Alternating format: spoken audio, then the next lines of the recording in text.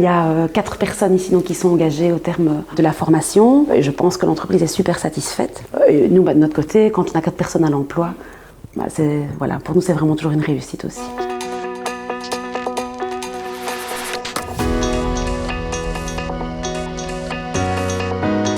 Moi, je suis vraiment à l'initiative en fait au tout début du projet, c'est-à-dire que mon rôle a été de définir les besoins de l'entreprise et puis de piloter le projet, c'est-à-dire voilà, de combien de personnes vous avez besoin, et puis essayer de voir chez nous comment on peut mettre en place, qui va intervenir, quel centre de formation, quel formateur.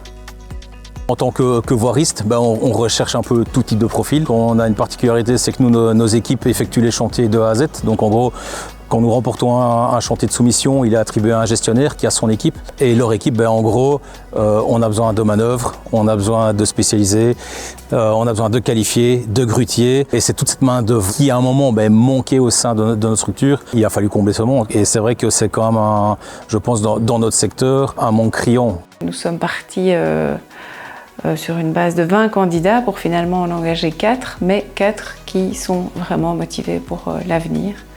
Donc ça paraît être une perte de temps, mais au final c'est un gain de temps, un temps précieux pour la construction, et je suis prête à recommencer ce coup de poing pénurie, enfin un autre coup de poing pénurie si ça se représente, si le besoin se refait sentir. Selon moi, il n'y a que des avantages en fait au coup de poing pénurie, parce que nous on est vraiment hyper flexible, on s'adapte aux besoins de l'entreprise.